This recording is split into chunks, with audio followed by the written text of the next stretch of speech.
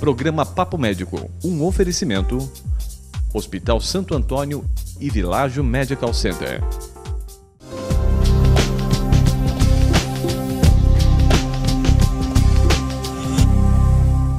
O crescimento da obesidade nas últimas 4 décadas é algo alarmante. No Brasil temos cerca de 40% das pessoas acima do peso e 18% obesas, o que acaba por acarretar aí diversos problemas como diabetes ou doenças cardiovasculares. Para falar sobre esse assunto, hoje temos aqui a doutora Carla Bergamin Risetto, que é endocrinologista de Sorocaba, aqui região.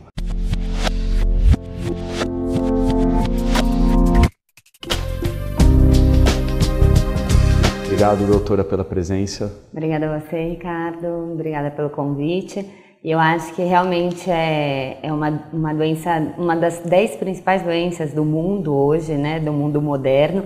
Então é importante mesmo a gente abordar esse tema, se a gente pensar que para 2015 a expectativa é que a gente tenha mais de 2,3 bilhões de pessoas no mundo acima do peso e em torno de 700 milhões de pessoas em obesidade. Né? Então, realmente, eu acho que valeu o tópico, com certeza.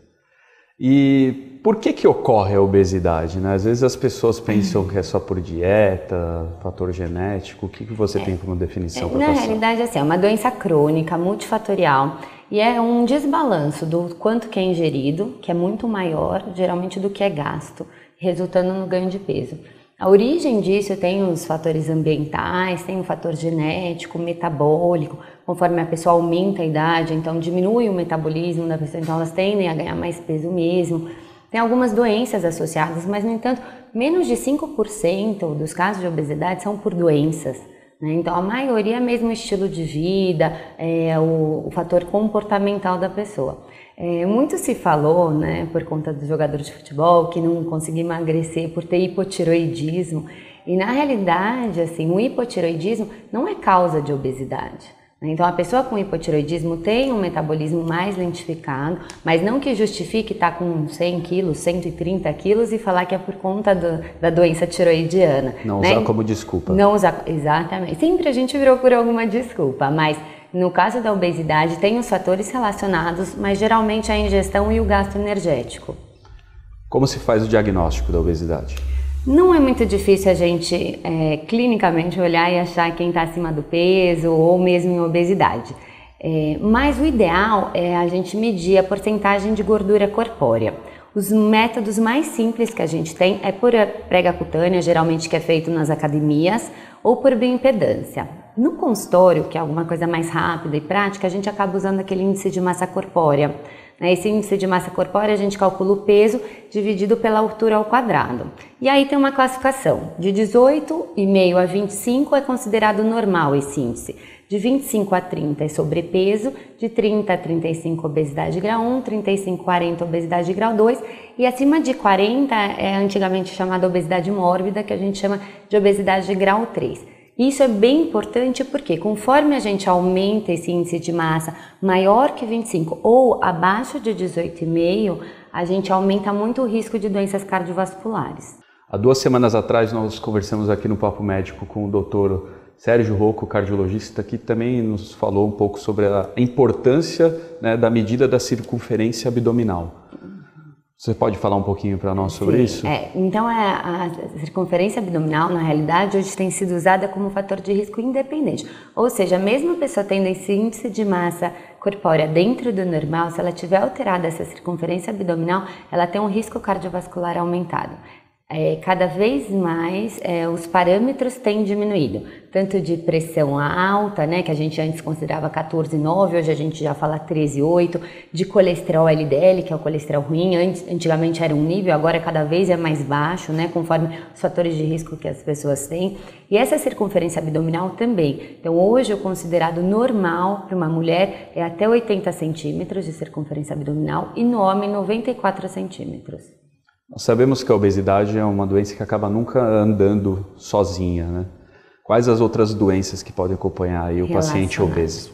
Esse é o grande X da questão do tratamento da obesidade, porque muitas pessoas não se incomodam de estar acima do peso pela parte estética, né? Mas está muito relacionada a outras doenças. Então, as principais que a gente poderia citar é hipertensão arterial, alteração de colesterol, de triglicérides, diabetes, alteração da glicemia no geral, infarto, pedra na vesícula, gordura no fígado, que é a esteatose hepática, doença osteoarticular, como artrose por conta do peso, câncer de mama, câncer de útero.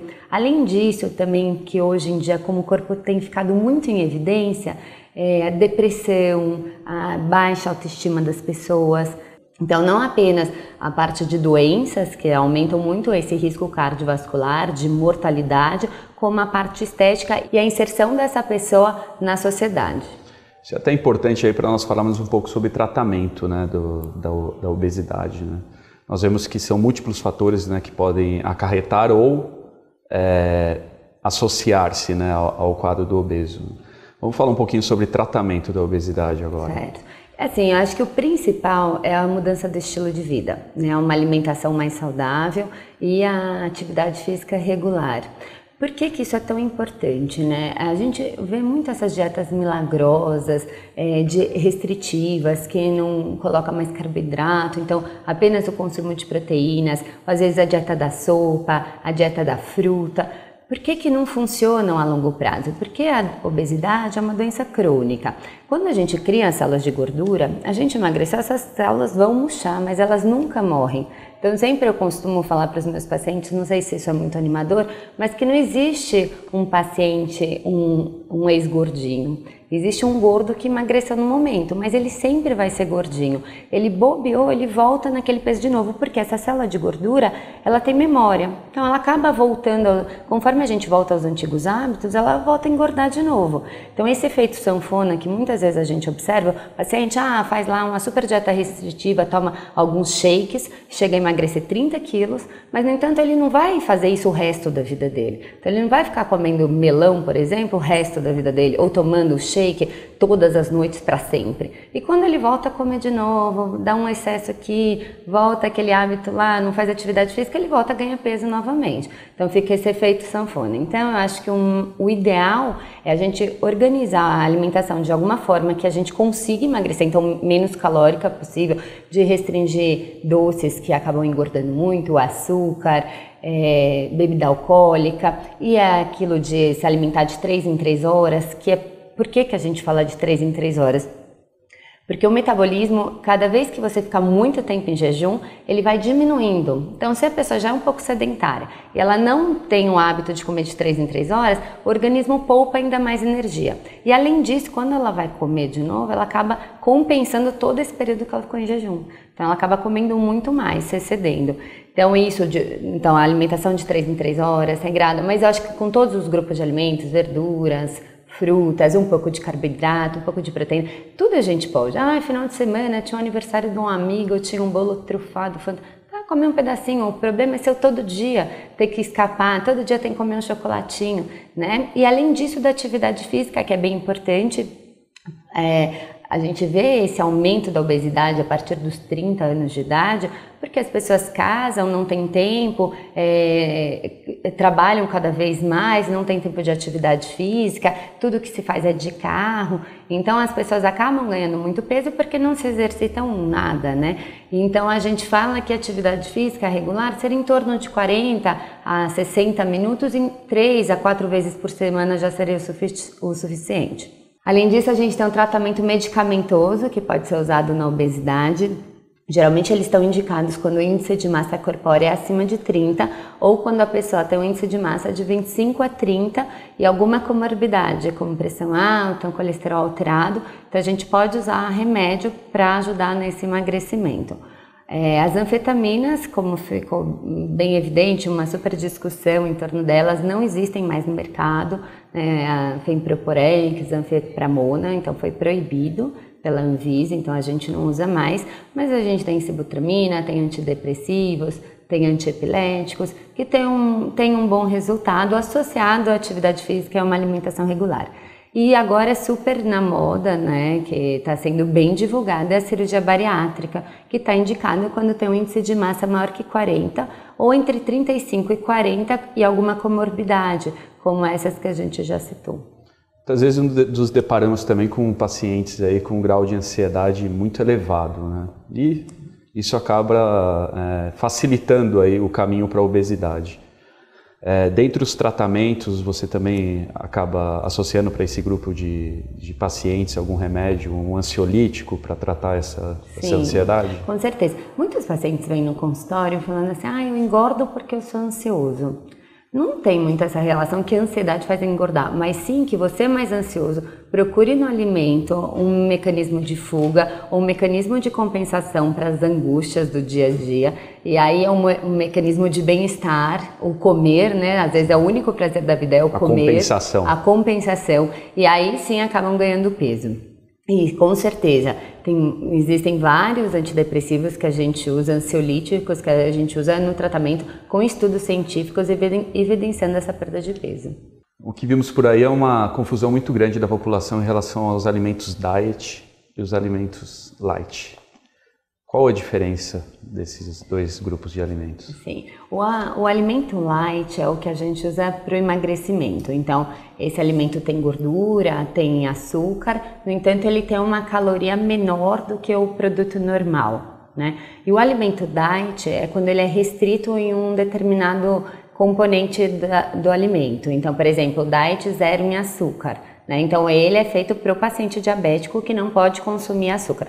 No entanto, para ele ser um pouco mais palatável, para ter um gostinho melhor, é muito cheio de gordura. Então, se a gente vai ver caloria do alimento, que é o que vai engordar ou não, o alimento diet, às vezes o chocolate diet, por exemplo, ele engorda mais que um chocolate normal. Então, se a pessoa está fazendo a dieta, ela vai procurar sempre algum produto light, né, que tem menos caloria, que é isso que vai engordá-la no final das contas. E se é uma pessoa que tem a restrição do açúcar por conta do diabetes, a gente vai procurar um produto diet, lembrando que ele vai engordar mais às vezes do que o produto normal até. Então sempre é legal para quando a gente está nesse processo de reeducação alimentar, olhar a caloria dos alimentos, que é isso, além de todos os componentes de sódio e tudo mais, mas assim, para saber o quanto que engorda é a caloria do alimento que vai valer. E não seguir nunca a dieta de vizinha. Exato, é super importante. Doutora Carla, muito obrigado pela presença. Obrigada a você, Ricardo, pela oportunidade. Obrigada. Obrigado. Então, pessoal, vamos lembrar aí dos tópicos principais. Fazer uma dieta adequada, alimentação a cada 3 horas e a prática de exercício físico. Afinal de contas, a prevenção é o melhor remédio. Obrigado.